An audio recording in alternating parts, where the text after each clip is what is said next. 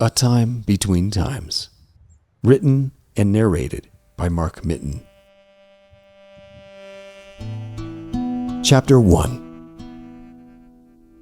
An Impossible Thought. Arms windmilling, eyes wide, Kyle plunged into the darkness and swirling snow. It was a 2,000-foot free fall to the glacier below. Breck knew, and as quick as he could, he reached out to grab his friend's sleeve before he was gone.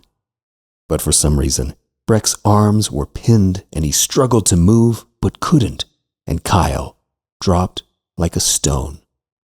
It all happened so fast. Heart racing, twisting and writhing, Breck couldn't break free, and when he screamed, nothing came out. So he cried out again, and his throat became raw with effort until he realized he was laying inside his tent, cocooned in a sleeping bag, staring at the dark nylon ceiling.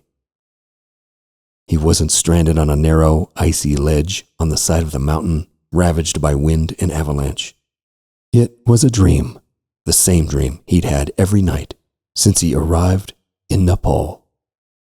Unzipping the sleeping bag, Breck freed his arms and opened the vestibule so he could stick his head outside. And as he gulped in the bitterly cold air, he immediately began to shiver, for the temperature was far below zero. His eyes focused on the full moon overhead, stark in its brilliance, illuminating the entire south face of Annapurna in black and white, shadow and light. Every inch seemed razor sharp, every rocky rib and jagged ridge. Snow caked almost every angle, no matter how steep, and where there wasn't snow, he could see the glint of rock-hard ice. Everything was eerily still. No freight train rumble of sliding snow, no machine gun rattle of falling stones. The wind had been howling for days, but now the mountain seemed like a snapshot, frozen in a vacuum of silence. His throat was sore from the dream. Breck always kept a Nalgene water bottle inside his sleeping bag overnight so it wouldn't freeze. He unscrewed the lid and drank deeply as he studied the immense south face. How long had he been camping here? Nearly a month now. He checked his watch. It was midnight. The watch face included an altimeter, which read 16,000 feet of elevation. The top of Annapurna clocked in at 26,545 feet. That was twice as high as the tallest peak in Colorado. Climbing was a completely different game at such an extreme altitude. The air was so thin, simply breathing was a struggle for existence. And between crevasses, avalanches, frostbite, and hypoxia, reaching the summit was tantamount to cheating death. "You're cheating," Kyle said. "No, I'm not," Breck said, and turned his cards to prove it. But even then, Kyle didn't completely believe him and demanded he roll up his sleeves. Nikki laughed when she saw his hand. It was nothing but junk.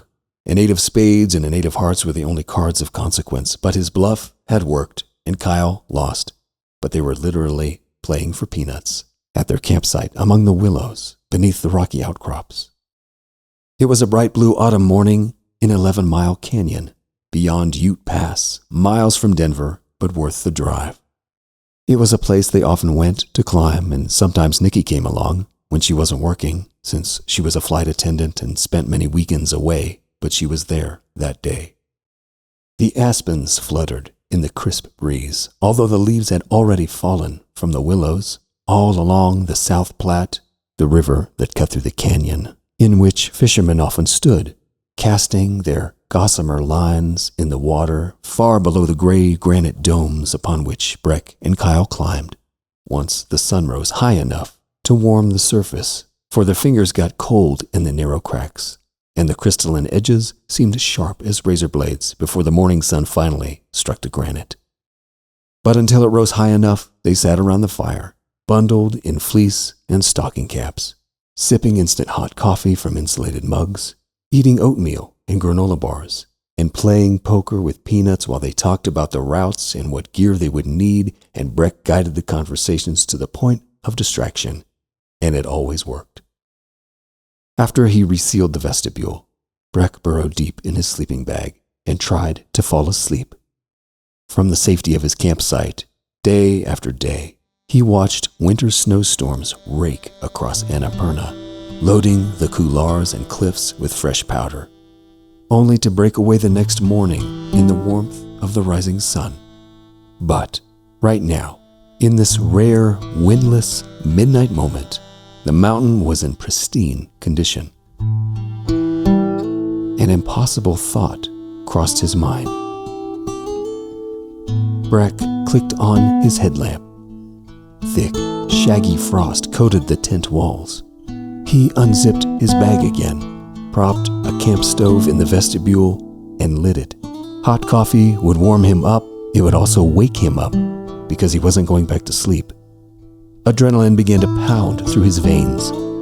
For weeks, he spent every waking moment wandering the moraine, up the rock field, onto the glacier, peering into crevasses, looking for something, anything, that might help him make sense of what happened, but never found it. The answer wasn't on the glacier, was it? As the water boiled, Breck began sorting through his things, choosing what to take and what to leave behind. A solo ascent would need to be minimal, lightweight, and a bulky backpack couldn't slow him down. Without extra equipment, or taking the time to belay a partner, or set anchors, or place gear, he could move quickly, and if he started now, he could be on the summit before the sun began to rise.